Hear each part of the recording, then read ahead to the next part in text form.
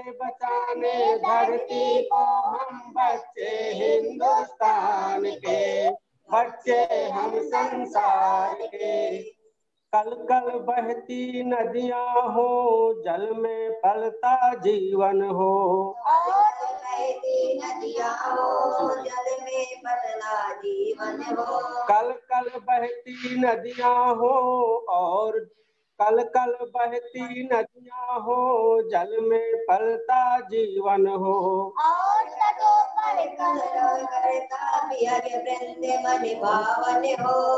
धरती पर पौधे रोपे हम अपनी मधु मुस्कान के, हम बच्चे हिंदुस्तान के, चले धरती को हम बच्चे हिंदुस्तान के, बच्चे हम संसार के। धरती की हरियाली को, इनसे पूरित प्याली को, पानी के न घुटने देंगे हम, ओजोन परत की जाली को।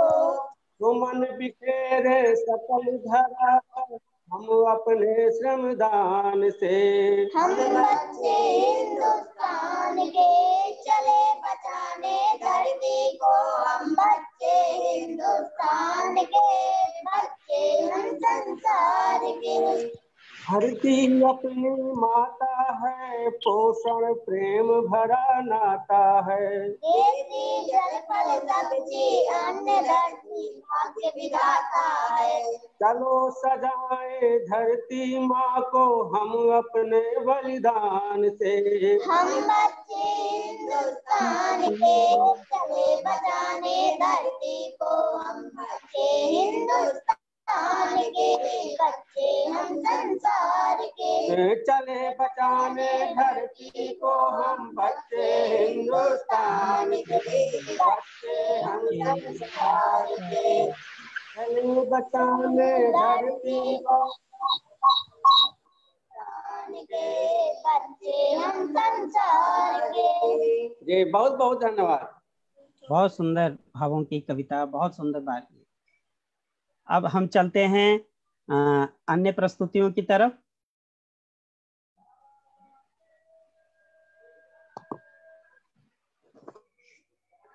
और अब है चंद्र प्रकाश पटसारिया जी की लिखी कहानी मिलावट का धंधा। प्रस्तुत कर रहे हैं सुविज्ञा शर्मा और देवेज्ञ। सुप्रभात, नमस्ते मित्रों, मेरा नाम सुविज्ञा शर्मा है। मैं कक्षा 6 की छात्रा हूँ। मैं रानी लक्ष्मीबाई पब्लिक स्कूल दतिया में पढ़ती हूँ। तो भैया देवेज्ञ शर्मा, आज मैं तुमको एक कहानी सुनाती हूँ। कहानी तो झूठी होती है। नहीं, यह कहानी सत्य पर आधारित है। यह कहानी रोबोट की शादी नामक पुस्तक में प्रकाशित है। तो चलो शुरू करते हैं। सत्यम कक्षा 9वीं का एक प्रतिभाशाली छात्र है। उसकी कक्षा में विज्ञान विषय के शिक्षक जब आकर उसे पढ़ाते तो कभी चुंबकीय खिलौने दिखाते, कभी बैरोमीटर, कभी कार्टेशियन ध्रुवक समझाते थे, और कभी कभी तो वे बच्चों से भी कक्षा में ही पेरिस्कोप और कैलिडास्कोप बनवाते थे। सत्यम स्कूल से घर आकर अपने पापा जी से कक्षा में बनवाए गए खिलौनों की सारी सामग्री मंगवाता और सारे खिलौने खुद तैयार कर लेता। फिर अपने साथियों को दिखाकर खूब वाहवाही ले उठता था। ऐसे ही एक दिन सत्यम के विज्ञान शिक्षक ने कक्षा में रसोई के मसालों, धनिया, मिर्ची और हल्दी के पैकेट में मिली हुई अशुद्धियों की जांच का प्रयोग परीक्षण करके दिखलाया और सावधान करते हुए कहा कि बाजार में बिकने वाले इन मसालों के पैकेट में पीली मिट्टी या हानिकारक मेटेनिल येलो रंग की मिलावट हो सकती है। आज सत्यम स्कूल से लौटते हुए 3 अलग अलग किराने की दुकानों से पिसी हल्दी के पैकेट खरीद कर घर लाया और अपने पापा से मसाले जांच के लिए परखनली और सल्फ्यूरिक एसिड मंगवाया और हल्दी पैकेट के इन नमूनों की जांच शुरू कर दी। तो क्या सत्यम ने हल्दी में अशुद्धि पाई? हाँ, सत्यम को एक पैकेट में पीली मिट्टी की मिलावट मिली। तो इससे सत्यम को क्या लाभ हुआ?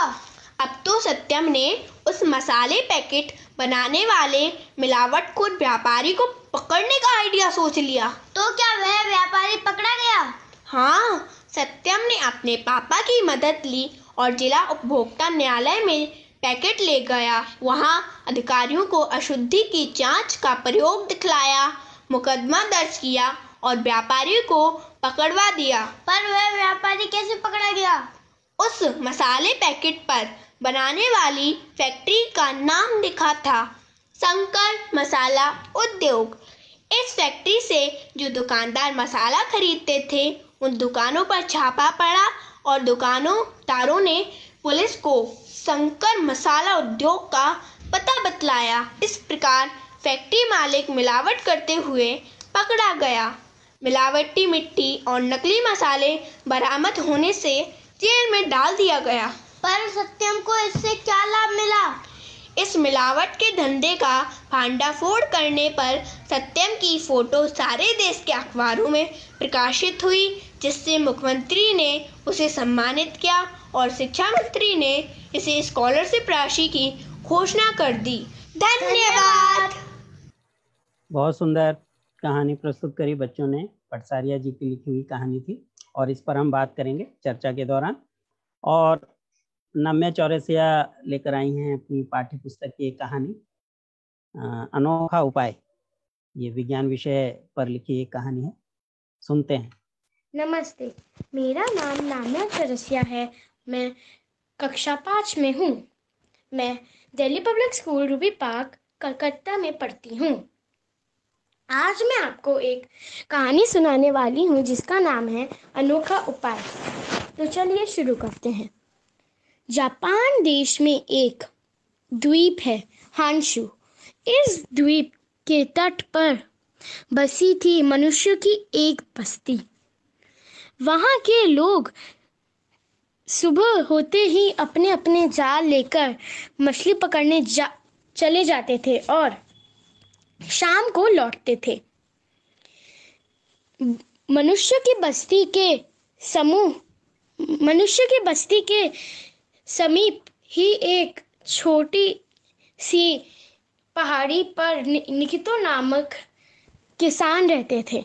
वह खेती करते थे। बस्ती वाले निकितो को प्यार से निकितो दादा कहते थे।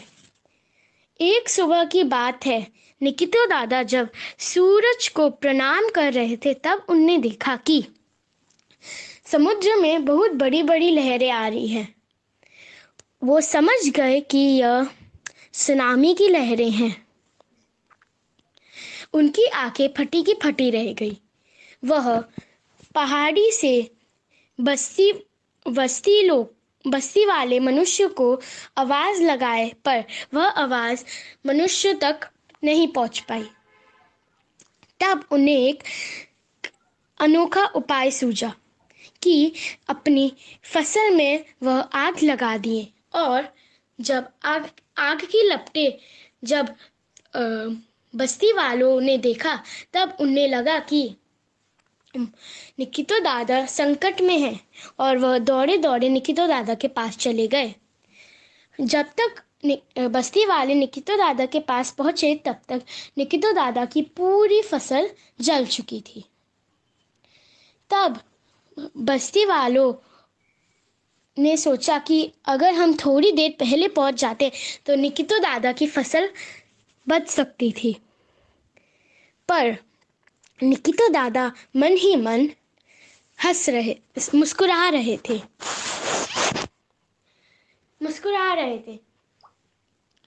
फिर बस्ती वालों को देर नहीं लगी ये समझने में कि निकितो दादा ने ही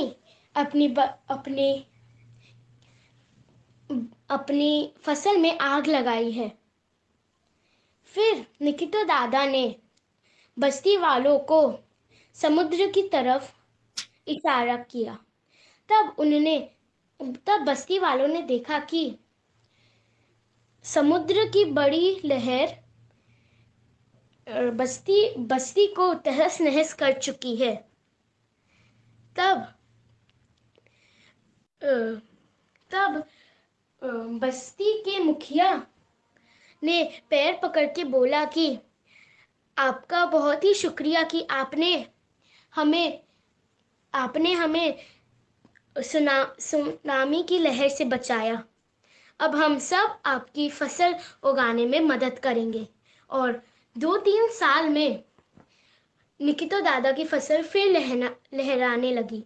जब निकितो दादा की मृत्यु हुई तब बस्ती वालों ने उनकी एक मूर्ति बनाई और उनके भाषा में लिखा कि निकितो दादा को नमन, जिनने हमें सुनामी की लहर से बचाया। धन्यवाद। बहुत सुंदर पाठ किया नम्या ने। चलिए हम आगे बढ़ते हैं और एक बाल गीत सुनाने आ रहे हैं आशुतोष घनसाली उत्तराखंड से, कक्षा 2 के विद्यार्थी। आप सबको मेरा प्रणाम। मेरा नाम आशुतोष नंगवाण है। मैं कक्षा 2 में पढ़ता हूँ।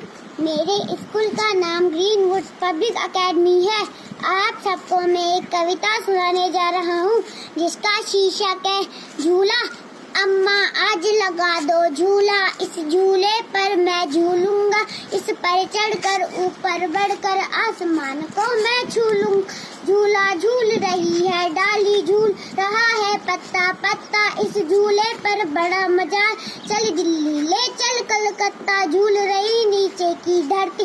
उड़ चल उड़ चल उड़ चल उड़ चल, बरस रहा है रिमझिम रिमझिम, उड़कर मैं लूटूं दल बादल।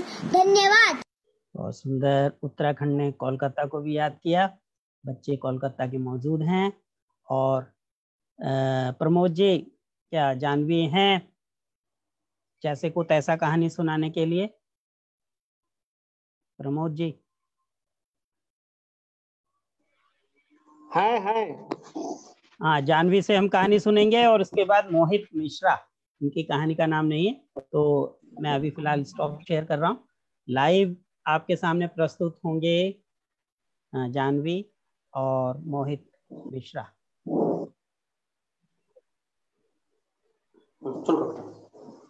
मेरा नाम जानवी मिश्रा है।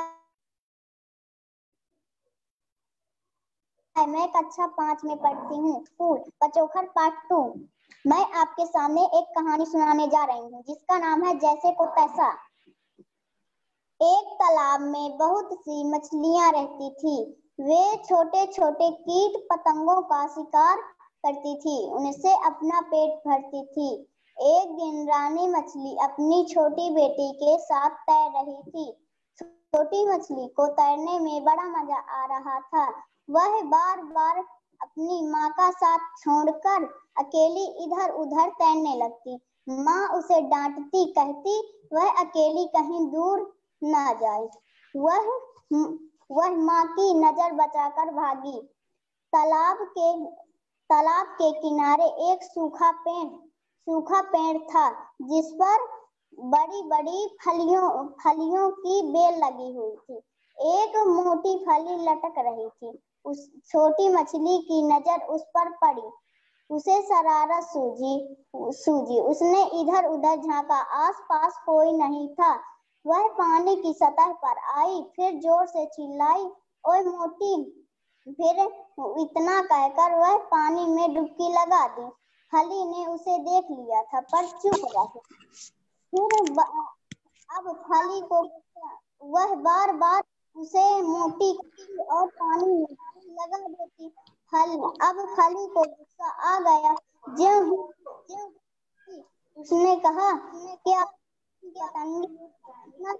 छोटी मछली को सुकड़ी पतंगी कहा जाने का बुरा लगा। उसकी आंखों में आए। वह तेजी से लौट गई।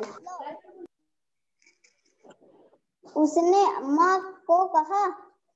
फली ने उसे सुकड़ी पतंगी कहकर चिढ़ाया है, उसे सजा मिलनी चाहिए। रानी मछली ने कहा, जरूर तुमने भी कुछ कहा होगा, तुमने कुछ शरारत की होगी, तभी तुम्हें चिढ़ाया होगा उसने। छोटी मछली रोते हुए कहा मैंने कुछ भी नहीं कहा, बेकार ही उसने मुझे सुकड़ी पतंगी कहा। क्या मैं इतनी दुबली पतली हूँ? माँ तुम उससे पूछो कि उसने ऐसा क्यों कहा।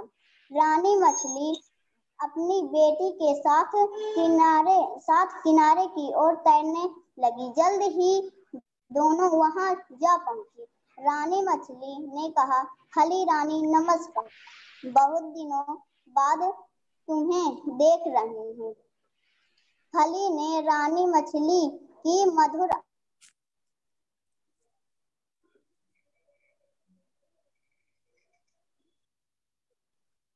म्यूट हो गए प्रमोद जी। प्रमोद जी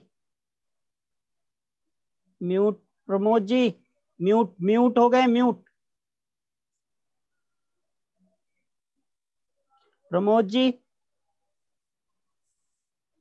गीता जी इन्हें अनम्यूट प्रमोद जी आप अपने आप को अनम्यूट कीजिए। तो मैंने ऐसा कह दिया, ने उत्तर दिया। रानी माँ ने बेटी की ओर देखा, उसकी नजरें नीचे झुकी हुई थी। वह समझ गई कि पहल इसी ने। प्रमोद जी बार बार बंद हो रहा है, बच्चे का हाथ लग रहा है शायद। गीता जी आप बोलिए। प्रमोद जी फिर आप म्यूट हो गए हैं।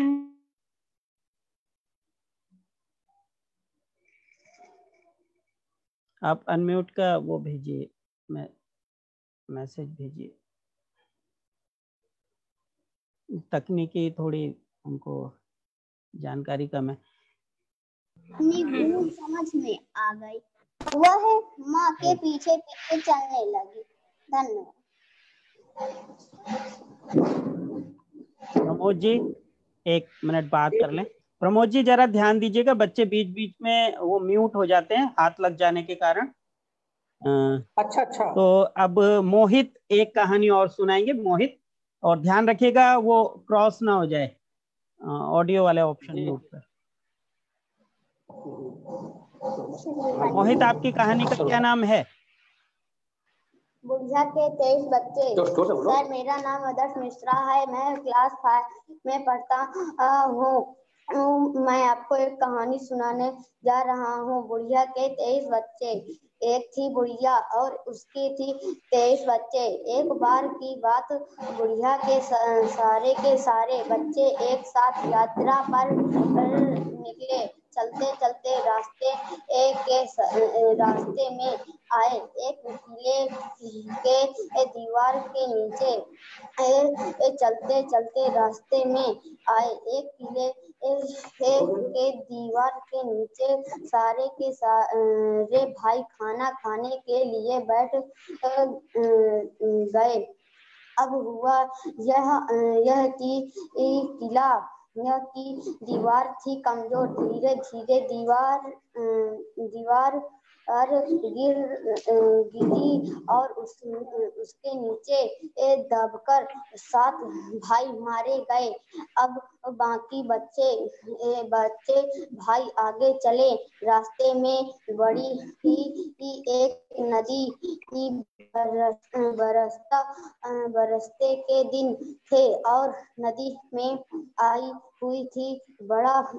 बड़ी नदी के तैरने के चक्कर में 9 भाई बह गए।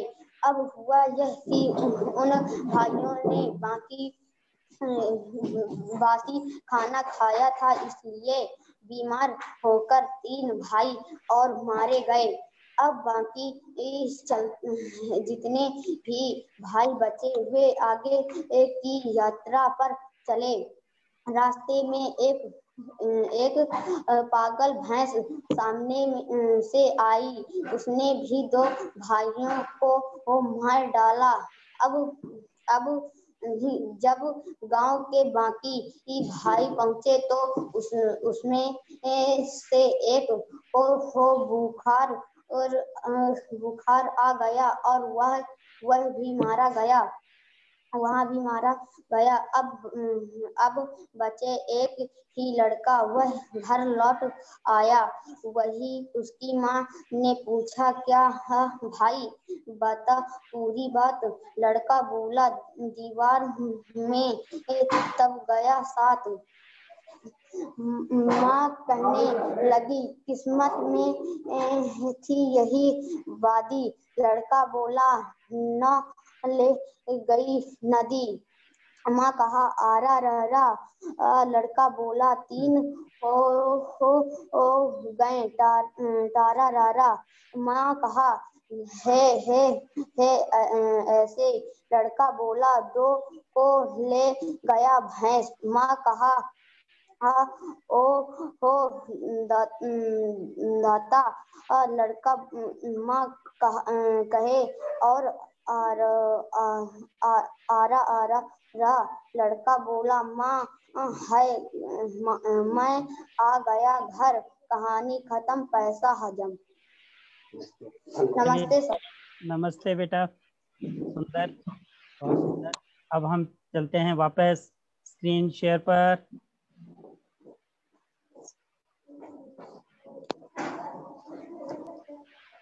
मोहित मिश्रा ने कहानी सुनाई बुढ़िया के 23 बच्चों की।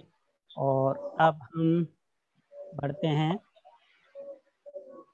शीतल के एक बाल गीत की तरफ, जो उसने खुद लिखा है, कजरी गैया। पूछ लाती चल इतराती मेरी कजरी गैया, इसके पैरों में कुछ घुंघरू को बांध दिए हैं भैया। हिरनी जैसी चाल है चलती प्यारी कजरी गैया, पूछ लाती चल इतराती मेरी कजरी गैया, इसका मीठा मीठा दूध पीते रहते भैया। इसका बछड़ा इतना प्यारा जिसका नाम कन्हैया, पूछ लाती चले इतराती मेरी कजरी गैया, जो भी आए करे बड़ाई कितनी प्यारी गैया, पूछ लाती चले इतराती मेरी कजरी गैया। ये थी बाल रचनाकार शीतल की कविता कजरी गैया, और लिखी है इन्होंने ढेर सारी कविताएं, आगे सुनने को मिलेंगी। जानवी इस समय उपस्थित हैं क्या? ईमानदार रोशनी सुनते हैं। जानवी अगर हो तो बताना। नव्या चौरसिया ये हैं कोलकाता से, ईमानदार रोशनी। और ये कहानी है देवेंद्र कुमार की। सुनते फिर बात भी करेंगे इस पर। नमस्ते, मेरा नाम नव्या चौरसिया है। मैं कक्षा 8 की छात्रा हूँ। मेरे स्कूल का नाम Delhi public school Ruby park Kolkata है। मेरे कहानी का विषय है ईमानदार रोशनी। रंगी बाबा को सब सनकी कहते थे। उनकी आदतें कुछ विचित्र थीं, जैसे एक तो यही कि उन्होंने कभी दुकान न चलाई, लेकिन फिर भी वह मोमबत्ती बेचते रहते थे। हमारी गली के कोने वाले मकान में रहते थे। जब कभी रात में बिजली चली जाती थी तो वह झटपट छोटी सी चौकी दरवाजे के पास रख देते और मोमबत्तियां बेचना शुरू कर देते। उनकी इस सनक पर सब हंसते। मैं भी सोचता था कि भला इस तरह क्यों मोमबत्ती बेचते थे रंगी बाबा, क्योंकि गली में और भी कई दुकानें थीं। एक रात बिजली चली गई। रंगी बाबू हमेशा की तरह मोमबत्तियां रखकर बैठ गए। मैंने देखा तो कई लोग उनसे मोमबत्ती खरीदने लगे। मैं पास में खड़ा देख रहा था। जब वह खाली हुए तो मेरी ओर देखकर मुस्कुराए, बोले, क्यों, तुमको मोमबत्ती नहीं खरीदनी है? मैंने कहा, बाबा आप मोमबत्ती क्यों बेचते रहते हैं भला? बाबा ने मेरी ओर ध्यान से देखा, बोले, इसीलिए कि अंधकार होता है, अंधेरे में उजाला भी तो होना जरूरी है। और हंस पड़े। उनकी बात मुझे समझ में तो ना आई। शायद रंगी बाबू को ये ज्ञात हो गया था। बोले, सुबह आना तो बताऊंगा।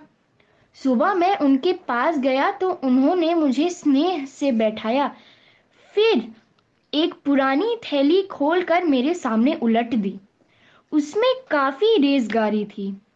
बाबा ने कहा, यह मेरी कमाई है। मैंने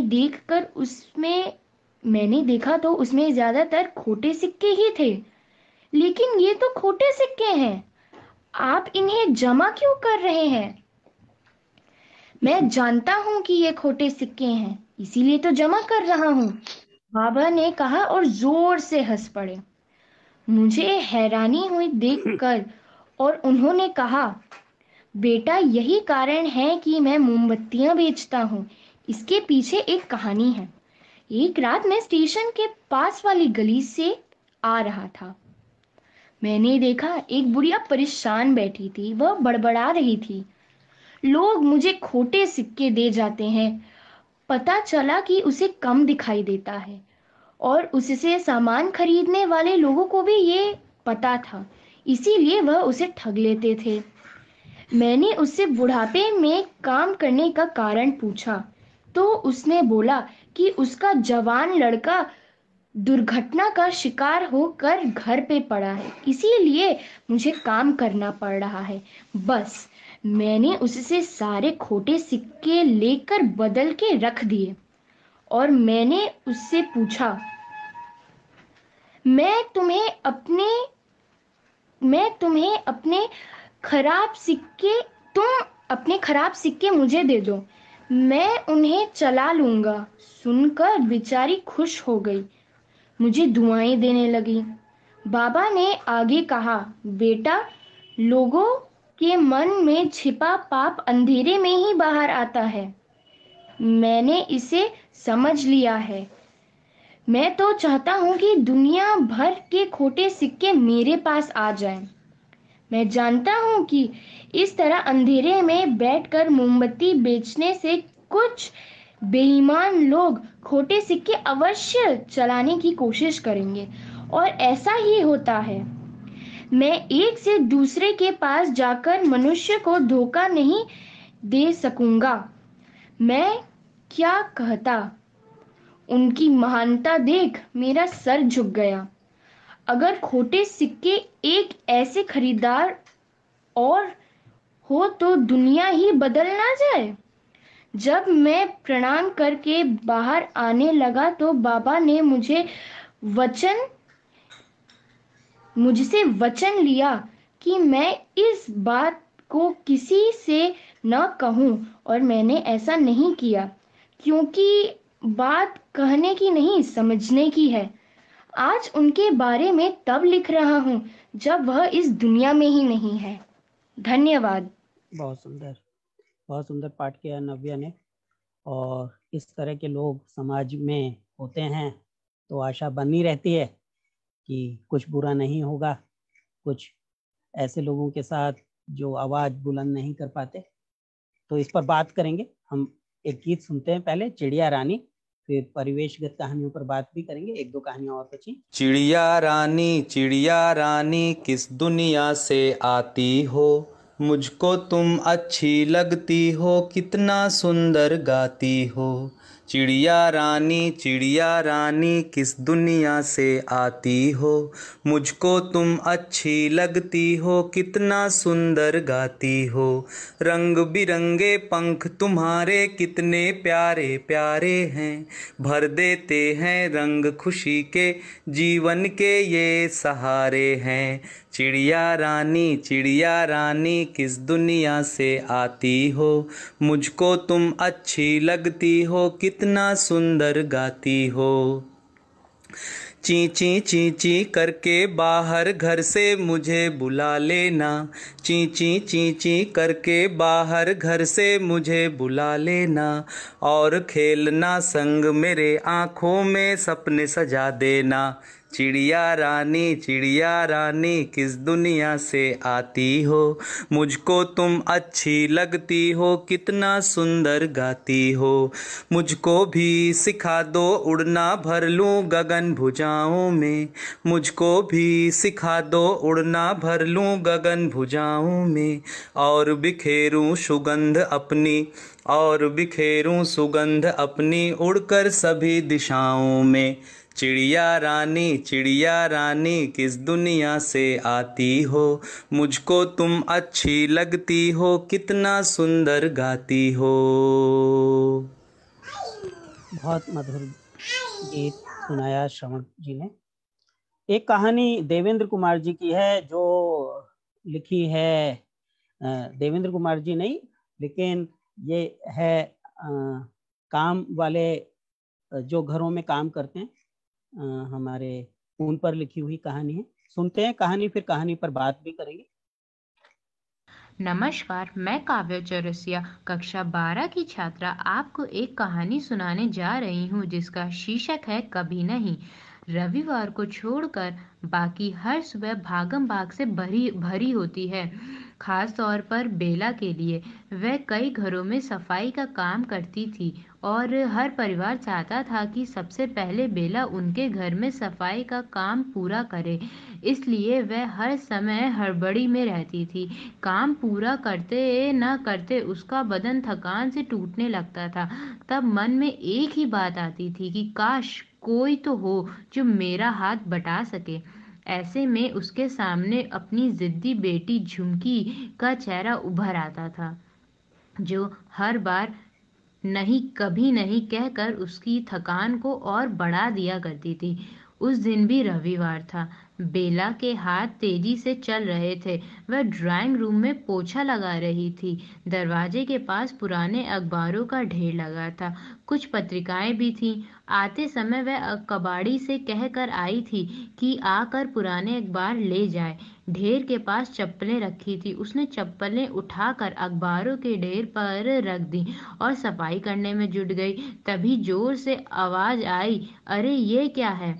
अखबार पढ़ने के लिए होते हैं, उन पर जूते चप्पल नहीं रखे जाते। क्या इतना भी नहीं पता था तुम्हें? यह उल्हना घर की मालकिन ममता ने दिया था।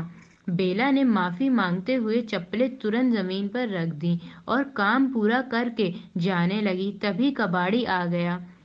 वह अखबार तोल रहा था तो बेला एक पत्रिका के पन्ने पलटने लगी। मन में हुक उठी, काश उसे भी पढ़ना आता। तभी नजर पत्रिका के एक पन्ने पर टिक गई। आंखें उस पर छपे फोटो पर अटक कर रह गईं। इसे झुमकी को जरूर दिखाना होगा, तभी मेरी बात को सही मानेगी वह। कबाड़ी पुराने अखबार लेकर चला गया। बेला ने कबाड़ी से मिले पैसे ममता को दिए तो उसने पूछा, ये मैगजीन कबाड़ी को क्यों नहीं दी? बेला सकपका गई। पत्रिका अब भी उसके हाथ में थी। उसने हड़बड़ा कर कहा, माफ कर दीजिए मैडम, मैं भूल गई। वैसे मैं इसे घर ले जाकर अपनी बेटी को दिखाना चाहती हूँ। इसे देखकर शायद उसे मेरी बात समझ आ जाए। लेकिन तुम्हें तो पढ़ना आता नहीं है और शायद झुमकी भी पढ़ना लिखना नहीं जानती है। मैडम, आप एकदम सही कह रही हैं। मैं झुमकी को बस यह तस्वीर दिखाना चाहती हूँ। कहते हुए बेला ने पत्रिका का पृष्ठ खोलकर ममता को दिखाया। पेज पर फर्श पर पोछा लगाती लड़की की तस्वीर थी। ममता कुछ पल पत्रिका में छपे चित्र को देखती रही।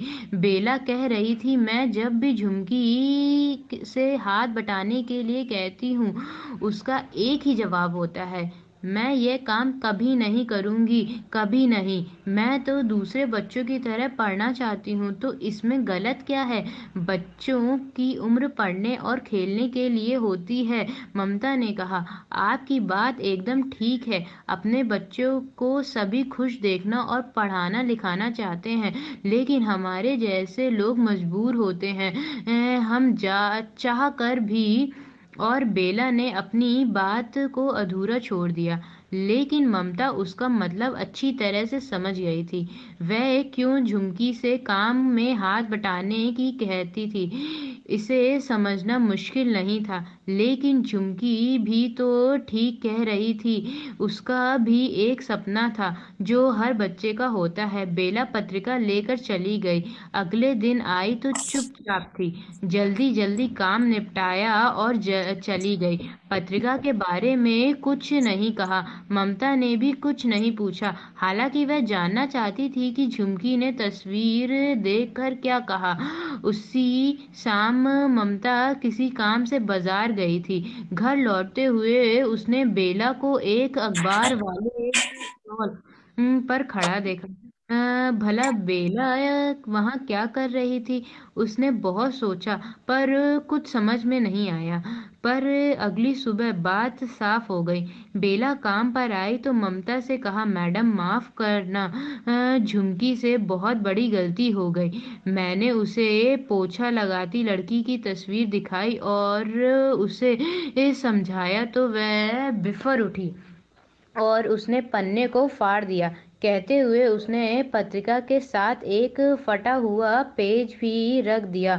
ममता को पिछली शाम की घटना याद आ गई। उसने पूछा, तुम अखबार वाले के पास क्यों खड़ी थी? बेला ने बता दिया कि वह ऐसी ही दूसरी पत्रिका लेने गई थी, लेकिन मिली नहीं। अखबार वाले ने भी कहा कि पत्रिका पुरानी है, इसलिए नहीं मिल सकती है।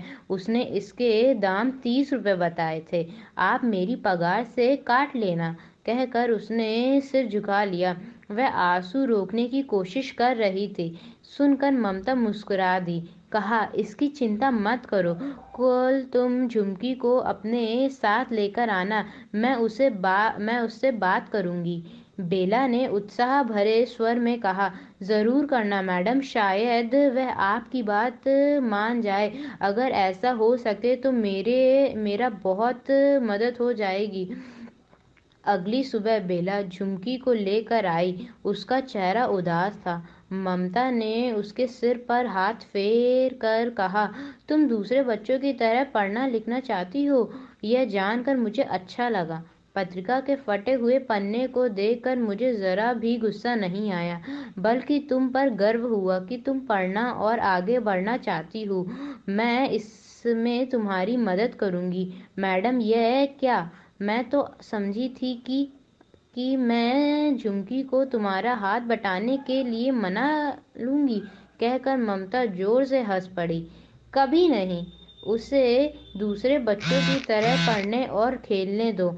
लेकिन मैडम, आप तो जानती हैं, बेला ने कहा, यह यदि ना कहीं तुम्हारे हाथ तोड़ मेहनत करनी पड़ती है और फिर भी पूरा नहीं पड़ता है। मैं तो कहती हूँ कि तुम भी झुमकी की तरह हिम्मत दिखाओ। अपने घर की हालत सुधारने के लिए कोई नया रास्ता खोजो। और भी बहुत से काम हैं जिन्हें तुम कर सकती हो। नया रास्ता? कैसा रास्ता? कौन दिखाएगा नया रास्ता? ऐसे कौन से दूसरे काम हैं? यह सब तुम मुझ पर छोड़ दो, मैं बताऊंगी। कल से तुम झुमकी को भी साथ लेकर आना, मैं पढ़ाऊंगी इसे। लेकिन इसका सपना तो स्कूल में पढ़ने का है। बेला, झुमकी को किसी स्कूल में एकदम दाखिला नहीं मिल सकता। इसके लिए पहले काफ़ी तैयारी करनी होगी। उसमें मैं मदद करूंगी। लेकिन आप बेला आगे ना बोल सकी। हाँ, मैं एक अनपढ़ बच्ची को पढ़ाने में मुझे बहुत खुशी मिलेगी। बेला ने झुमकी की तरफ देखा। उसका चेहरा चमक रहा था, होठ हंस रहे थे। झुमकी के साथ घर लौटते हुए बेला सोच रही थी, ना जाने मैडम किस नए रास्ते की बात कर रही थी। उसकी आंखों के सामने कुछ तस्वीरें उभर रही थीं। धन्यवाद। हाँ, ये कहानी थोड़ी बड़ी थी, पाठ किया काव्या ने, और हम इस कहानी पर बात भी करेंगे। हमारे बीच में श्रद्धा पांडे जी भी उपस्थित हो गई हैं। वो भी परिवेशगत कहानियाँ काफ़ी संवेदनापूर्ण ढंग से लिखती हैं। तो और एक आखिरी कहानी और सुन लेते हैं। सिराज अहमद की ये भी परिवेशगत कहानियां लिखते हैं, फिर चर्चा करेंगे। आज सत्र थोड़ा जल्दी समाप्त करेंगे क्योंकि हमारे साथ प्रमोद जी 5:15 बजे तक ही हैं, अंधेरा हो जाता है बांदा में। तो ये आखिरी कहानी और सुन लेते हैं, बाकी कहानियां हम नहीं सुनेंगे। नमस्ते दोस्तों, मैं आज आपके लिए एक कहानी लेकर आया हूँ। लिखी है सिराज अहमद ने। कहानी का नाम है बहुत अच्छी कोशिश। कुंदन की चीख सुनी तो मम्मी भागती हुई कमरे में आ पहुंची। उन्होंने देखा कि कुंदन बेड से उतरकर कोने में खड़ा डर से कांप रहा है। मम्मी को देखते ही वह दौड़कर उनसे लिपट गया और बेड की तरफ इशारा करने लगा। बेड पर पड़ा केचुआ देखकर मम्मी हैरान रह गई। उसके मुंह से निकला, अरे ये कहाँ से आया? मुझे नहीं पता, मेरे बैग में था। कॉपी निकालते वक्त यह उछलकर मेरे हाथ पर आ गिरा। कुंदन सिसकती हुई आवाज में बताने लगा। मम्मी बेड की तरफ बढ़ी तो वह भी उनका पल्लू पकड़े डरते डरते आगे बढ़ा। मम्मी ने केचुए को गौर से देखा तो पाया कि वह किसी भी तरह की कोई हरकत नहीं कर रहा है। बेटा, यह तो रबड़ का खिलौना है। मम्मी ने मुस्कुराते हुए उसे हाथ में उठा लिया। कुंदन ने भी उसे छूकर तसल्ली की। लेकिन यह मेरे बैग में कैसे आया? वह जरा सोचकर बोला। लगता है तुम्हारे ही किसी दोस्त की शरारत है, मम्मी ने अनुमान लगाया। कुंदन का शक भी अपने दोस्तों पर ही जा रहा था, पर अगले दिन स्कूल में भी उसे कोई सुराग नहीं मिल पाया। 3 दिन गुजर गए। वह इस घटना को भूल सा गया। शाम को कंप्यूटर ऑन करके जैसे ही उसने माउस पकड़ा, फिर से उसकी चीख निकल गई। माउस पर एक काले रंग की नन्ही छिपकली चिपकी हुई थी। छिपकली से तो वह बहुत डरता था। उसकी सिट्टी पिट्टी गुम हो गई। हाथ पांव डर के मारे कांपने लगे।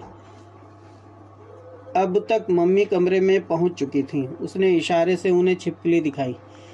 छिपकली देखकर मम्मी ने कुंदन से कहा, तुम यहीं ठहरकर इसे देखो, मैं अभी आई। कुंदन डरता कांपता उसे देखता रहा। ऐसी स्थिति में उसका दिमाग काम करना बंद कर देता था। जब मम्मी वापस आई तो उनके हाथ में झाड़ू थी। वे धीरे धीरे कंप्यूटर की मेज की तरफ बढ़ी, लेकिन वहां पहुंचते ही जोर से हंस पड़ी। कुंदन सहमा सहमा सा उनके चेहरे की तरफ देखने लगा।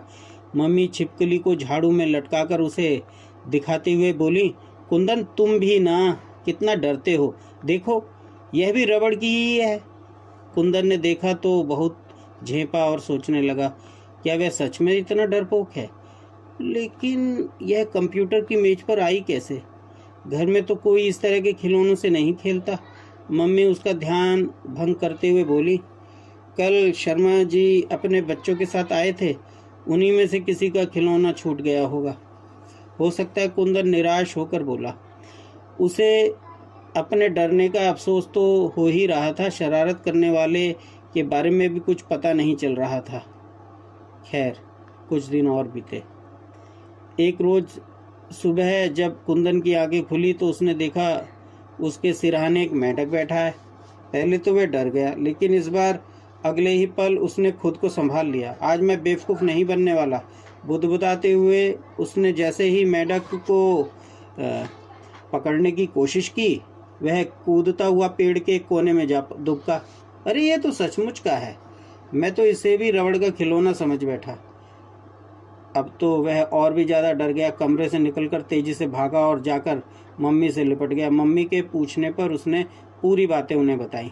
मम्मी उसे ढांढस बधाते हुए बोली, डरो मत, चलो मैं चलकर देखती हूँ। जैसे ही कुंदन कमरे में घुसा, मेंढक उछलकर फर्श पर आ गया। कुंदन फौरन बेड पर चढ़ गया। घबराओ मत बेटा, मैं इसे अभी भगा देती हूँ, कहीं बाहर से आ गया होगा। यह कहते हुए मम्मी उसे कमरे से निकालने में लग गई। अब यह मेंढक कहाँ से आ गया? कुंदन अपने दिमाग पर जोर डालते हुए कमरे में इधर उधर देखने लगा। तभी दरवाजे के पीछे से खिलखिलाने की आवाज़ आई। वह फौरन उस ओर लपका। उसने देखा उसकी छोटी बहन थी, मन्नी। कुंदन को अपनी तरफ आता देखकर उसने भागने की कोशिश की, लेकिन पकड़ी गई। कुंदन ने उसे मम्मी के पास लाकर उन्हें पूरी बात बताई, तो वे भी सोचने लगी इस पर तो किसी का शक गया ही नहीं। यह सोचकर मम्मी हंसने लगी। उनको हंसता देखकर मन्नी ने कुंदन को चिढ़ाया, भैया तुम कितना डरते हो। फिर दोनों हाथ फैलाकर बोली, इतना डरते हो, इतना? कुंदन भुनभुनाते हुए बोला, मम्मी समझा दो इसे, अगर दोबारा इसने ऐसी हरकत की तो मुझे नहीं पता मैं इसका क्या करूंगा। एक पल के लिए सन्नाटा छा गया। तभी मन्नी कुंदन के पैरों की तरफ इशारा करके चिल्ला उठी, बिच्छू। कुंदन पूरी तरह से डरकर जोर से उछला तो मन्नी हंसती खिलखिलाती तालियां बजाते हुए कमरे से बाहर भागी। अब तक कुंदन की समझ में आ चुका था कि वह एक बार फिर बेवकूफ़ बनाया जा चुका है। रुक, आज मैं तुझे छोड़ूंगा नहीं, यह कहते हुए वह भी उसके पीछे पीछे भागा। मम्मी एक बार फिर अपनी हंसी ना रोक पाई और उनके पीछे पीछे बाहर आ गई। मम्मी ने देखा कुंदन ने मन्नी को पकड़ा और अपना दायां हाथ उसके दाएं कंधे पर रखकर उसे अपने से सटा लिया है। मम्मी ने सुना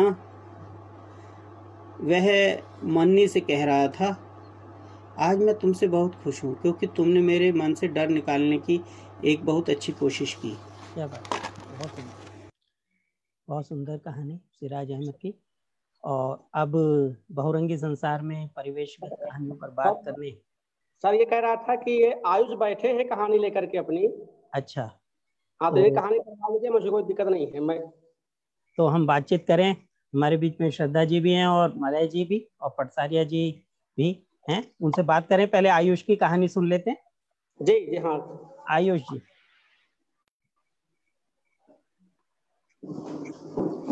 हाँ आयुष सुनाइए।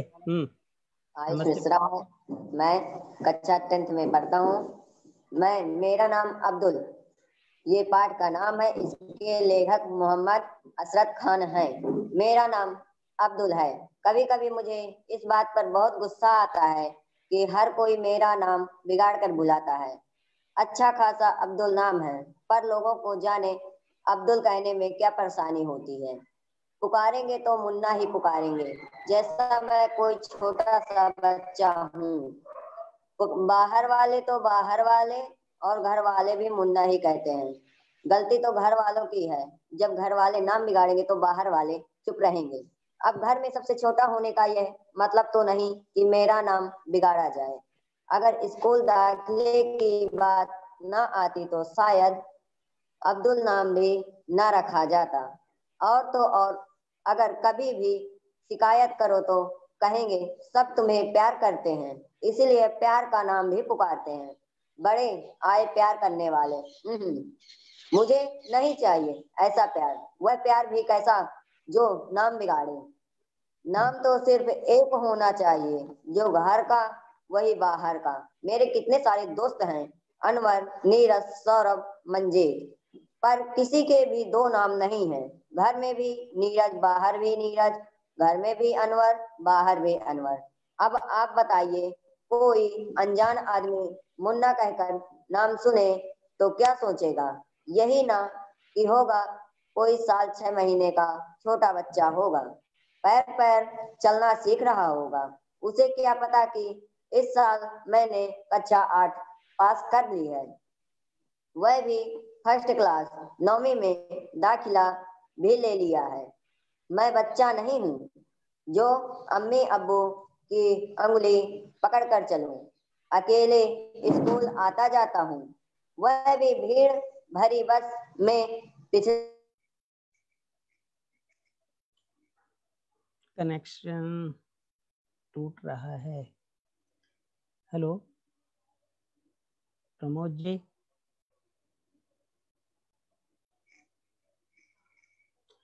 किसी और को आवाज आ रही है क्या? हेलो हेलो जी, नहीं आ रही आवाज, शायद उनका नेटवर्क प्रॉब्लम हो रही है। हाँ प्रमोद जी, चलिए हम चर्चा को आरंभ करते हैं। प्रमोद जी का कनेक्शन टूटा है, हम उनसे बात कर लेंगे और इस कहानी को हम इसका ऑडियो मंगा लेंगे। तो अब हम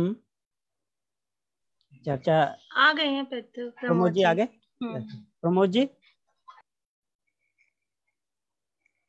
हाँ प्रमोद जी अनम्यूट करें।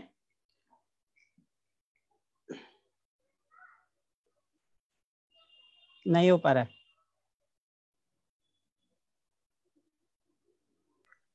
हेलो प्रमोद जी, आप हाँ हो गया। अनम्यूट। हाँ किया। हाँ समाप्त करें आयुष। हाँ थोड़ी है।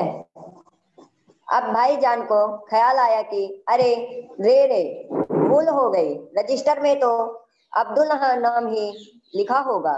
उन्होंने फौरन टीचर को सारी बात बताई। तब कहीं जाकर मेरा पता मिला। खूब हंसी हुई। टीचर तो हंसते हंसते दम नहीं ले रहे थे। मैं मारे शर्म के धरती में गड़ गया। इतना गुस्सा आया कि पूछो मत। घर में मैं खूब रोया। सारी बात जानकर अम्मी अब्बू ने मुझे चुप कराया। और घर भर को यह हिदायत कर दी कि कोई भी मुन्ना कहकर नहीं पुकारेगा। अब तो आप समझ रहे होंगे कि मेरी मुसीबत हल हो गई, लेकिन कहाँ दो दिन तक अम्मी अब्बू और अपने भाईजान तक मुझे अब्दुल कहकर पुकारते रहे, पर तीसरे दिन से फिर वही ढाक के 3 बात अब्दुल फिर से मुन्ना हो गया। एक और घटना तो मैंने आपको बताई ही नहीं। पता है, जब पहल नीरज मुझसे मिलने आया था तो क्या हुआ? वह बेचारा मोहल्ले भर में मुझे ढूंढने लगा, पता करने लगा। बेचारे मोहल्ले भर में अब्दुल का घर क्या जाने, मुन्ना का घर कोई पूछता तो बताते कि नीम वाली मस्जिद के रंगे मुन्ना का घर है। नीरज तो बेचारा ढूंढते ढूंढते हैरान हो गया। वह तो संयोग ही था कि उसे भाईजान से यह लिया और वह उसे सीधे घर ले आए, नहीं तो कहे कब तक भटकता रहता, अल्लाह जाने। मुझसे मिलकर नीरज खूब हंसा था और मैं खिसखिसाया था, उसका मुंह देखता रह गया था। धन्यवाद। बहुत सुंदर कहानी। आज तो बहुत सारी कहानियां साझा हुई, देवेंद्र कुमार जी की, सिराज जी की, पटसारिया जी की, और अरशद खान जी की भी कहानी साझा करी आयुष ने। और हम श्रद्धा जी चली जाएं उससे पहले उनसे एक सवाल कर लेते हैं, फिर प्रमोद जी पटसारिया जी के साथ बातचीत को आगे बढ़ाएंगे। श्रद्धा जी, आप सुन रहे हैं? जी, नमस्ते नमस्ते सर जी। जी बिल्कुल बिल्कुल। और आप भी परिवेशगत कहानियां बहुत अच्छे से लिखते हैं, बहुत हमने साझा भी करी हैं बच्चों के साथ। देवेंद्र जी किसी कारण नहीं जुड़ पाए, वो क्योंकि जूम से उतना नहीं है फैमिलियर। तो देवेंद्र कुमार जी कहते हैं, उनसे बात करिए, उनकी पुस्तक आई है 51 कहानियां, 51 बाल कहानियों पर। तो उसका लोकार्पण भी 17 जनवरी को हम करेंगे। देवेंद्र कुमार जी कहते हैं, जो मशक्कत लेखक की परी कथाएं गढ़ने में होती है वह परिवेशगत कहानियों के लेखन में नहीं होती। ये तो फूल की तरह है, आपका क्या मानना है? बहुत सहज। नहीं नहीं नहीं नहीं, देखिए ऐसा है कि मैं इतने बड़े लेखक को काट तो नहीं सकती हूँ, लेकिन ये है कि कहानी अगर गढ़ने में मशक्कत लगने लगे तब फिर वो कहानी नहीं लेख हो जाता है। कहानी अगर सहज उपजती है, चाहे वो कोई किसी भी परिवेश की हो, किसी भी परिवेश की हो, अगर वो कहानी सहज आपके दिमाग में बुनी जा रही है तब वो कहानी रहती हो, तब वो मन से निकलती हो, मन तक पहुंचती है, वरना वो लेख बन करके धरी की धरी रह जाती है। ऐसा मेरा मानना है। मैं इतने बड़े लेखक को काट नहीं सकती हूँ। वो इस आधार पर बोल रहे थे। उन्होंने ढेरों परी कथाएं लिखी। परिविशेषांक नंदन में 27 वर्ष रहे, तो राक्षस, जादूगर, परियां, और आखिर में एंड करना है, परिविशेषांक निकालना है। तो एक थोड़ा तारतम्य भी बना रहे कहानियों में कि कैसे समाप्त होनी है और कैसे बच्चों को मजा भी आता रहे। तो उसमें उनकी बहुत मशक्कत रही। तो इस आधार पर उन्होंने अनुभव को साझा किया, जरूर किया होगा। परिवेश की कहानियां तो ऐसी बिखरी पड़ी है, संजो लो बस। लेकिन अभी जिस बच्चे ने कहानी सुनाई प्रतुल जी, इस बच्चे के बारे में मैं बता दूं, इस बच्चे ने जो कहानी सुनाई वो तो उस कहानी से ज्यादा मजेदार मुझे उसके आसपास 4-5 घूमते हुए बच्चे नजर आ रहे थे, और वो 4-5 घूमते हुए बच्चे बहुत कुछ कहानी कह रहे थे। जी, तो अगली कहानी का इंतजार रहेगा। आप जी, तो कहानियां पकड़ते हैं सोसाइटी से, समाज से। तो परिवेशगत कहानियों का यही है कि वो बिखरी रहती हैं, उनको संजोना होता है, बस फूल की तरह होती हैं। आपने सही कहा, कहानी में अगर मशक्कत होने लगे तो वो आलेख हो जाता है, लेख हो जाता है। तो ये सही बात है। कहानियां सहजता से लिखी जाए तो सहजता से स्वीकारी भी जाएंगी। बहुत सुंदर। और धन्यवाद जी। आपको जल्दी ना हो तो कुछ और कहें? नहीं हाँ तो... हाँ, मैं अभी हूँ। आज जल्दी नहीं, कल जल्दी होगी। अच्छा अच्छा, तो हम दूसरा सवाल प्रमोद जी आपसे लेते हैं। बच्चे सवाल नहीं पूछेंगे? बच्चे सवाल नहीं पूछेंगे? हाँ, बच्चे भी स्वतंत्र हैं। आज बच्चे प्रमोद जी के साथ जुड़े हैं। और वो ये कहाँ पे है बच्चे? प्रमोद जी के साथ कहाँ पर है बच्चे? बांदा महुआ क्षेत्र है बच्चों को। प्रमोद जी बताएं।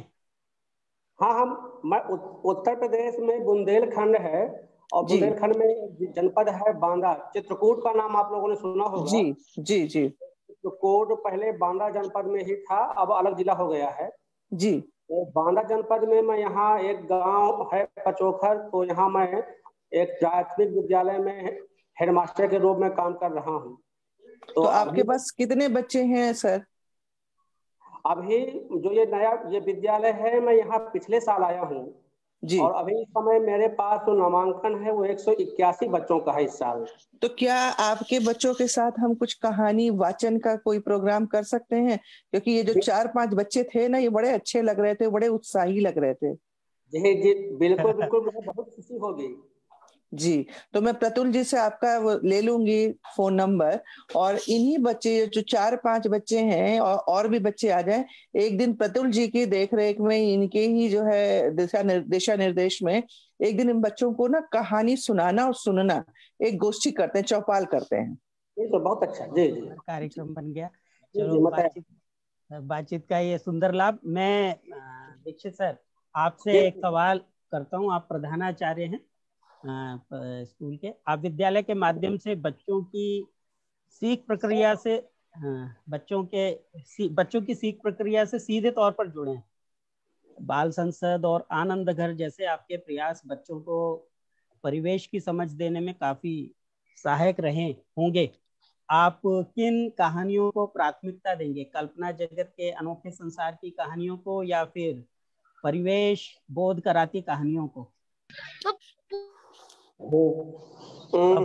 हाँ, मेरा व्यक्तिगत मानना है कि अगर इनमें इन दोनों कहानियों में वरीयता किसी को देनी होगी तो एक शिक्षक होने के नाते मेरा अपना विचार है कि जो परिवेश का बोध कराती हुई कहानियां हैं वह बच्चों के लिए बहुत लाभदायक होती हैं।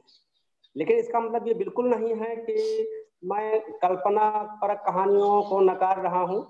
कल्पना प्रधान कहानियां भी महत्वपूर्ण होती हैं और बच्चों में एक संसार रचती हैं कल्पना का, और बच्चे कुछ नया सोचते हैं कल्पना के माध्यम से और फिर उसको खोजते हैं या वैसा करने का प्रयास करते हैं।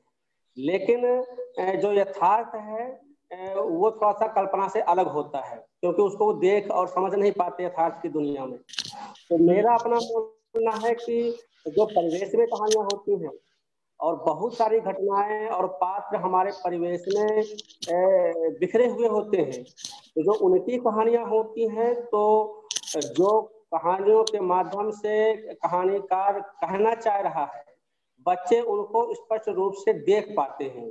वो देखते हैं कि जो हमारे परिवेश में ये एक बहुत छोटा सा आदमी है, जैसे मान लीजिए हलवाहा है या चारपाई बुनने वाला है या एक कोई दुकान छोटी सी है, गुमटी है चाय की, और वो कहानी का पात्र बनता है तो उसको प्रेरणा मिलती है कि ऐसे ऐसे छोटे छोटे काम करने वाले व्यक्ति भी एक कहानी के नायक हो सकते हैं, पात्र हो सकते हैं। तो एक तो उनमें ऐसे सब काम करने वालों के प्रति सम्मान की भावना भी जगती है बच्चों में, और उनमें अपने परिवेश में जो इस प्रकार के बहुत सारे पात्र होते हैं उनको वो फिर खोजना शुरू करते हैं, अवलोकन करते हैं। और ऐसा चूंकि मैं बच्चों के साथ काम करता रहा हूँ पिछले 10 साल से, तो इस तरह के काम कुछ दीवार पत्रिका पर जब हम लोग काम करते हैं, कुछ स्कूलों में मैंने किया था, तो कुछ चीजें इस तरह की मैंने की थी कि अपने परिवेश से कहानियों को पकड़ना है। तो फिलहाल मैं इतना ही कहूंगा कि कल्पना परक कहानियों का अपना महत्व है, उनका वजूद है, लेकिन जो परिवेश की कहानियां हैं उनको मैं महत्वपूर्ण मानता हूँ। हाँ, श्रद्धा जी आप भी कुछ कह रहे हैं? जी, मैं ये कह रही थी कि जो कह रहे हैं प्रमोद जी बिल्कुल सही कह रहे हैं, अपने अनुभव के आधार पर कह रहे हैं। लेकिन जब बहुत छोटा बच्चा होता है, बहुत छोटा मतलब कहानी तो उसको बचपन से ही अच्छी लगती है, वो उसको अच्छा लगता है उसके माँ पिता कुछ कहें, उससे अलग कुछ कहें, जो उसके साथ आसपास हो रहा है उससे अलग कुछ कहें। और जब वो जो बहुत छोटा बच्चा होता है, जब हम उससे कहानी जब कहना शुरू करते हैं, तो जब हम कल्पना की कहानी करते हैं, उसके जो कहानी के कथानक में हम बंदर, बिल्ली, चूहा, शेर, भालू, हाथी इनको बुलवाना शुरू करते हैं, कल्पना के आधार पर वो बोलना शुरू करते हैं, तो वो बच्चा ना अपनी कल्पना से उनको जीवंत देखना शुरू कर देता है, फिर उसकी कल्पना उड़ान भरना शुरू कर देती है। लेकिन वही जो प्रमोद जी कह रहे हैं, जब बच्चा 5वीं 6ठी 7वीं में आना शुरू हो जाता है, जब समझना शुरू हो जाता है कि नहीं ये जो कुछ है कल्पना की दुनिया है, और ये बच्चे ये जो हाथी भालू जानवर फूल पत्ती तितली बोल नहीं सकती है, तब उनको थोड़ा थोड़ा यथार्थ की दुनिया से में की कहानी अच्छी लगती है। पर इसके बावजूद भी आप देखिए अंग्रेजी की जितनी भी फिक्शन वाली कहानियां है ना, बहुत चर्चित है, बच्चे उसमें बड़ा अपनी रुचि दिखाते हैं। तो कहीं ना कहीं कल्पना ना बच्चों को बहुत आगे तक लेके जाती है। जानते हैं कि झूठ है, लेकिन उसके बावजूद भी उसी कहानी को उठा के पढ़ते हैं। और जब मैं बच्चों के साथ वर्कशॉप करती हूँ तो उनसे कहती हूँ कि भाई तुम मुझे विषय दो, मैं कहानी बनाऊं, तो उनके विषय ऐसे ही होते हैं कि जहाँ पे मतलब हमें हार करके कल्पना का ही सहारा लेना पड़ता है जी। तो ये दोनों को ब्लेंड करना पड़ता है, मिला जुला रूप होता है। दोनों का अपना महत्व है, और आयु के अनुसार भी हमें खुद एक समझ से देखना पड़ता है कि कब उनको हमें कल्पना। अभी जिस बच्चे ने कहानी सुनाई, ये प्रमोद जी का जो बच्चा था, ये कहानी कितनी यथार्थ और कितनी वास्तविक है। हर बच्चा इससे जुड़ा होगा, क्योंकि हर बच्चे को अपने निकनेम से तकलीफ होती है। तो एक ऐसी भी कहानी, मतलब वो नहीं कह सकते हैं वो इतनी यथार्थ कहानी है, लेकिन तुरंत जुड़ गए सब लोग उससे। हाँ, सही कह रहे हैं।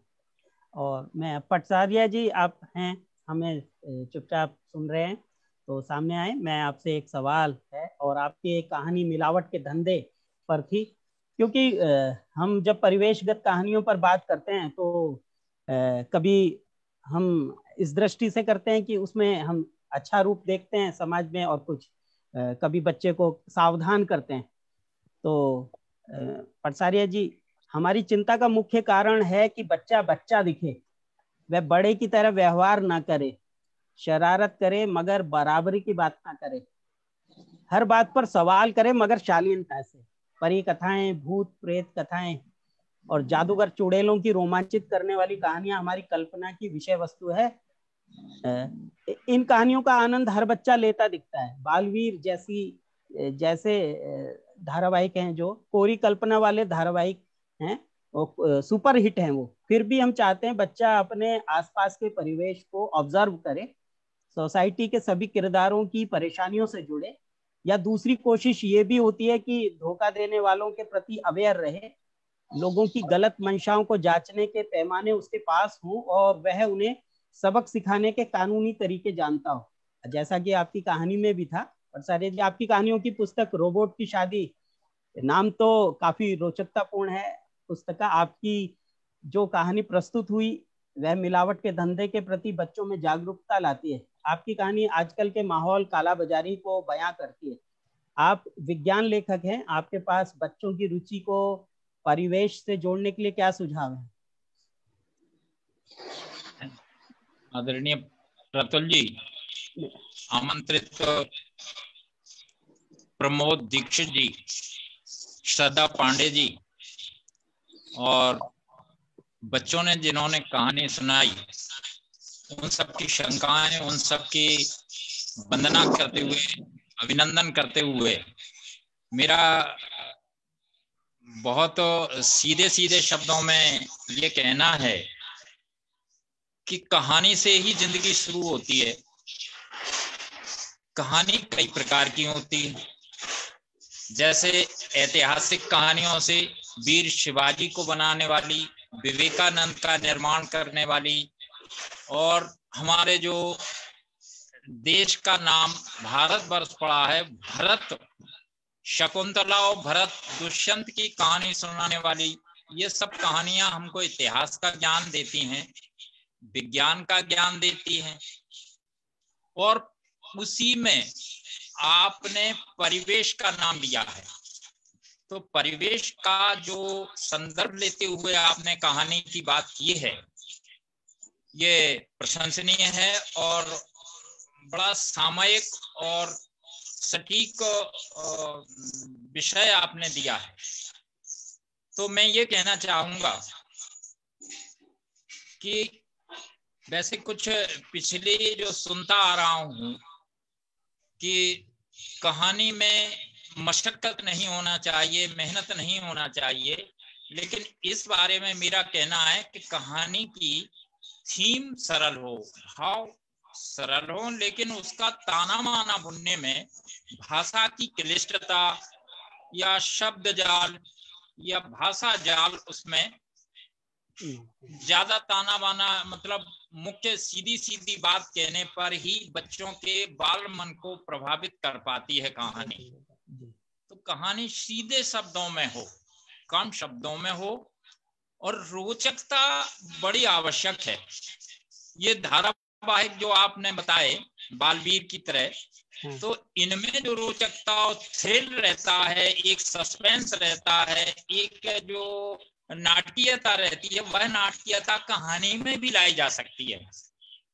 तो ये तो हुई कहानी की बात। कहानी को यदि रोचक बनाना संभव हो तो बच्चों को कहानी के अंदर जो संदेश दिया जा रहा है उस संदेश को ग्रहण करने में सरलता महसूस होती है। तो कहानी सरल शब्दों में हो और किसी न किसी उद्देश्य को लेकर लिखी गई हो। आपने जैसा बताया रोबोट की शादी, जो मेरी पुस्तक प्रकाशन विभाग सूचना प्रसारण मंत्रालय से प्रकाशित हुई है, उसमें जितनी भी कहानी है लगभग 12 कहानियां हैं। उन सब कहानियों में प्रत्येक कहानी अपने अलग तरह की एक कहानी है। जैसे रोबोट की शादी मैंने इसलिए लिखी है कि उसमें जो रोबोट वैज्ञानिकों ने बनाया है, साइंटिस्ट ने या खोजकर्ताओं ने जो रोबोट बनाया है, उसमें कुछ ऐसी कमियां भी रख दी कि उसमें कोई भाव नहीं होता, संवेदनशीलता नहीं होती। तो रोबोट की शादी में रोबोट अनकंट्रोल्ड, अनियंत्रित हो जाता है और वह भीड़ को, बच्चों को, जनता को, सबको क्रैश करने लगता है, उठा उठा के गिराने देने, पटक देता है, चोट लगा देता है। ये उस कहानी में है। तो वो संदेश ये वैज्ञानिकों के लिए है कि जो भी आप लिखें वो नियंत्रित भाषा में, जितने भी वैज्ञानिक प्रयोग हों उनमें आपके जो शोध है उस शोध में कुछ रेमेडी भी हो। आपकी समस्या को हल करने के लिए वैज्ञानिक उपकरण बनाए जाते हैं।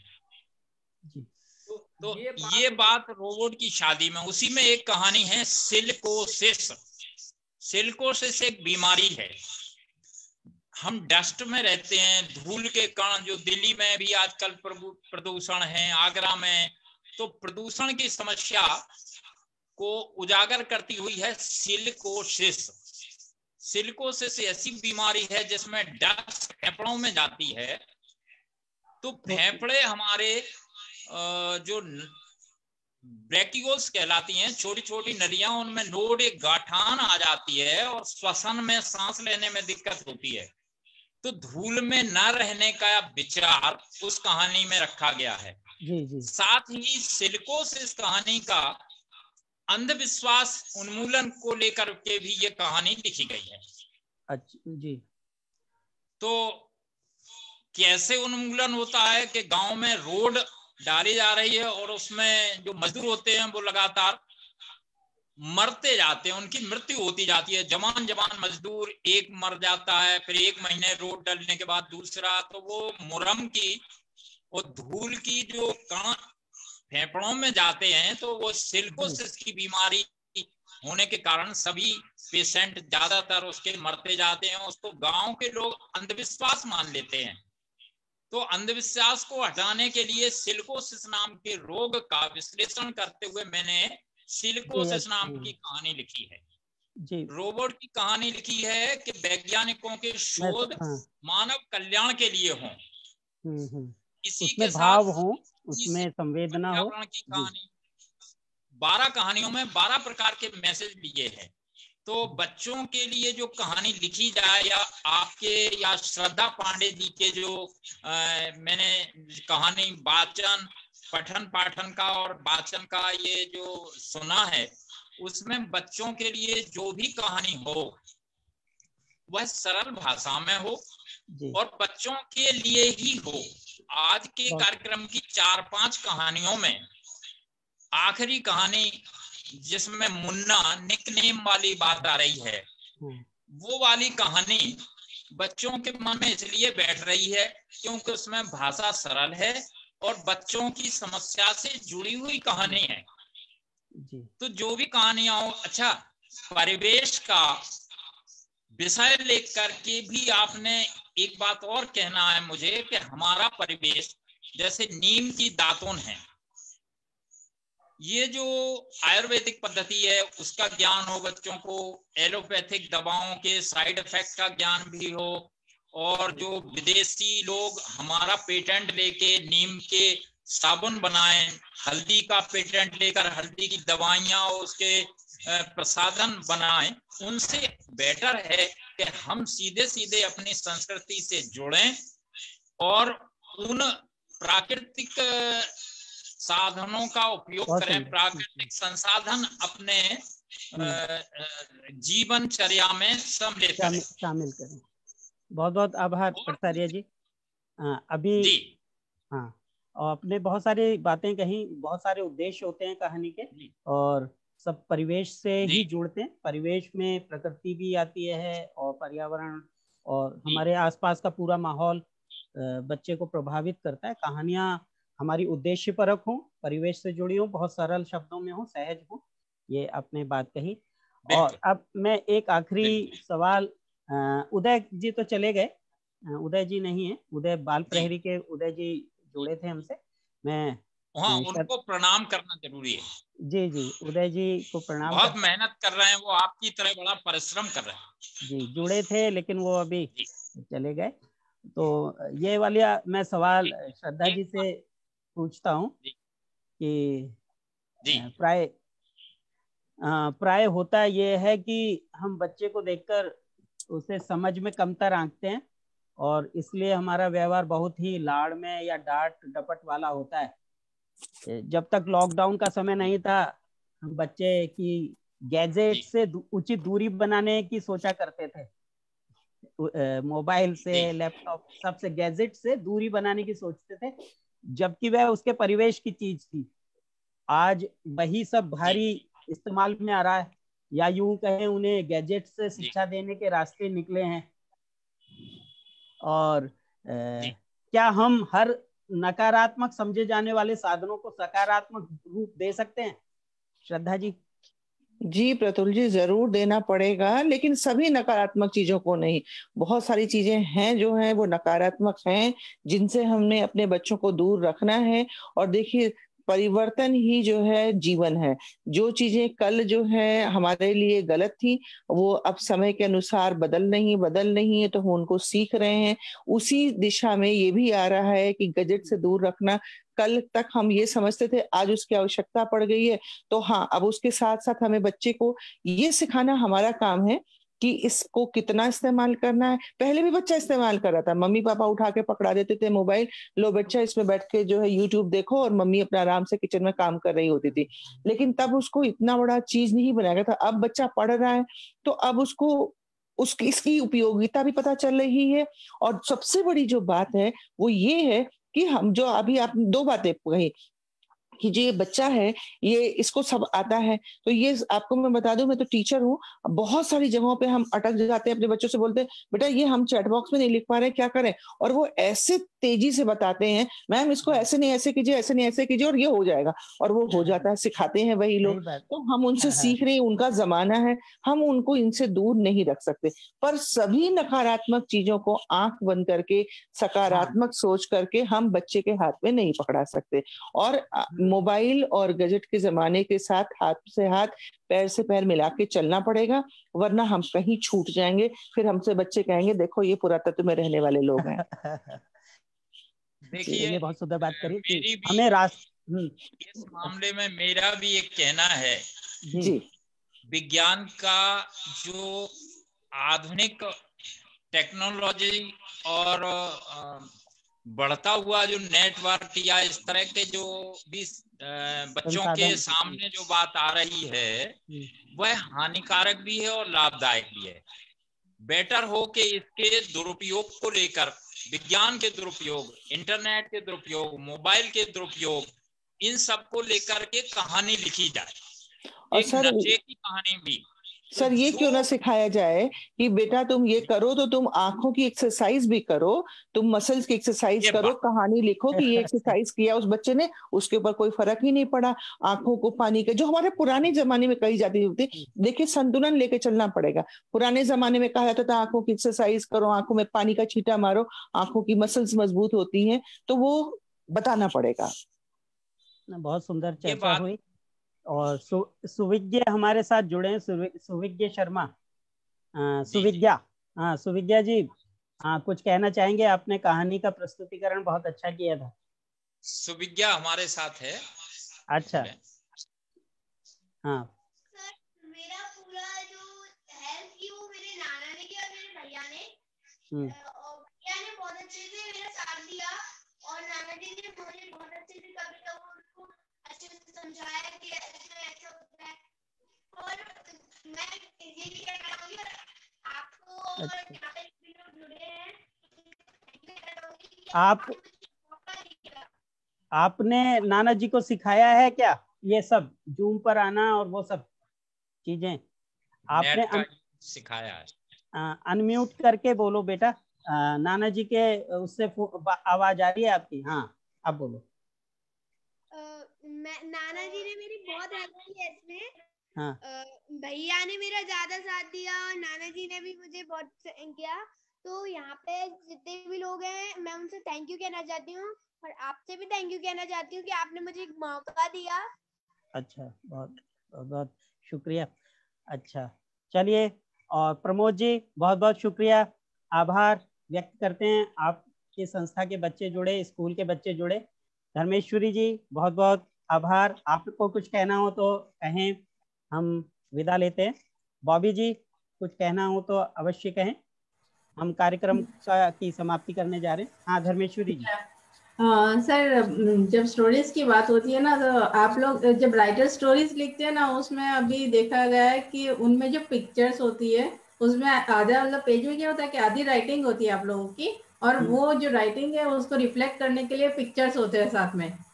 तो जो कैरेक्टर्स के जो पिक्चर्स होते हैं ना, वो बच्चों को इतना अट्रैक्ट करते हैं कि बच्चा वापस से वही की वही स्टोरी, भले ही उसने पढ़ी हो, then also for the 10 or 20 times ही likes to read the same story, वापस से वही बुक लेके बैठ जाता है। हमारे स्कूल में लाइब्रेरी का पीरियड होता है ना सर, उसमें ऐसा होता है ना कि जिस स्टोरी में पिक्चर्स जितना अट्रैक्टिव होता है ना, वो स्टोरी बच्चों को और ज्यादा अट्रैक्ट करती है। तो नॉर्मली हम टीचर्स यही कोशिश करते हैं कि जब भी हम वैकेशन में ये जो स्टोरी बुक्स होती है ना, वो हम सिलेक्ट करके लाते हैं। तो जब भी सिलेक्शन के लिए जाते हैं तो ये हम हमेशा ध्यान करते हैं कि we are selecting for the first standard, second standard, third standard, तो जितने अट्रैक्टिव पिक्चर होते हैं ना, वैसी स्टोरी ज्यादा लाते हैं, तो वो बच्चों को बहुत अच्छी लगती है। और उनसे क्या, बच्चे वापस से उनकी रीडिंग भी बहुत अच्छी होती है। वो नॉर्मल रीडिंग हम उनको सिखाना चाहते हैं ना, वो इतना हमारे लिए बहुत प्रॉब्लमेटिक हो जाता है। But when they are reading the story, वो एक ही स्टोरी, एक सेंटेंस 10 बार रीड करेंगे ना, तो भी उनको प्रॉब्लम नहीं है।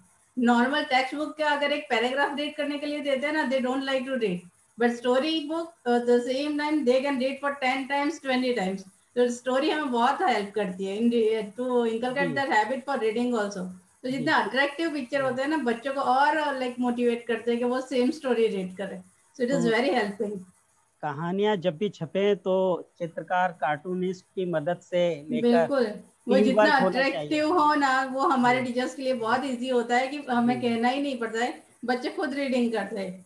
हाँ, पिक्चर देखकर एक नई कहानी भी बना लेते हैं कई बार। हाँ, जो नहीं लिखा होता वो सुनाते हैं। उदय जी हमारे साथ जुड़ चुके हैं, और तो उदय जी से आखिरी सवाल करते हैं, फिर विदा लेते हैं। उदय जी आप शुरू से जुड़े थे।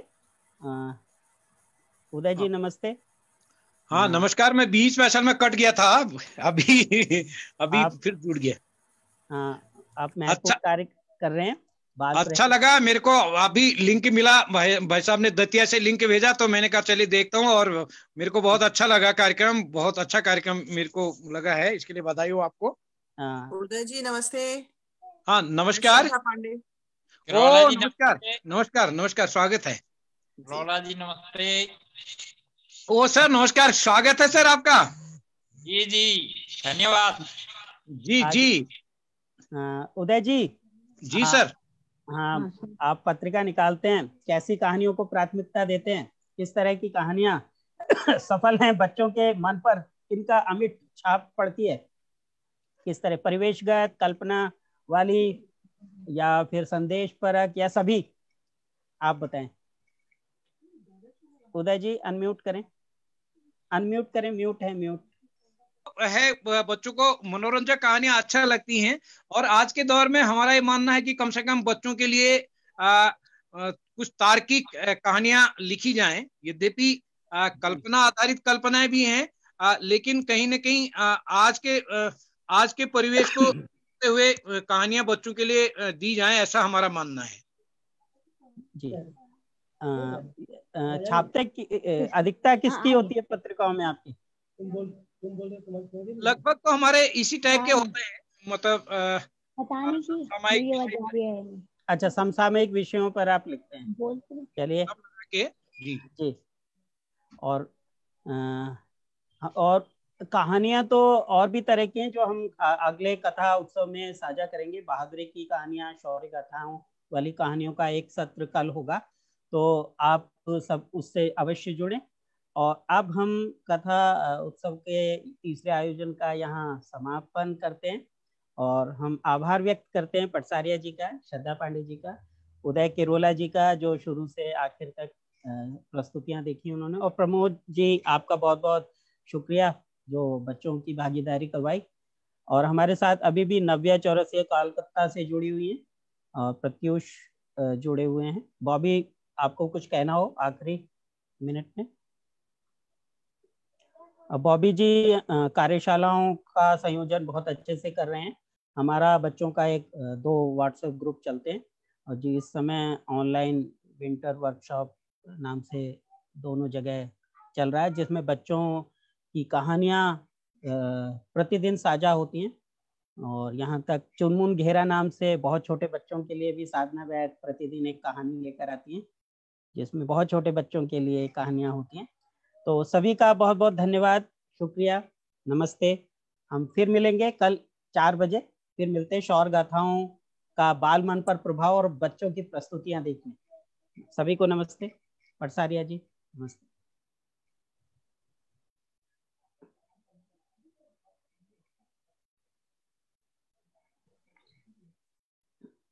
ओके पितुल जी। हाँ गीता जी। ओके।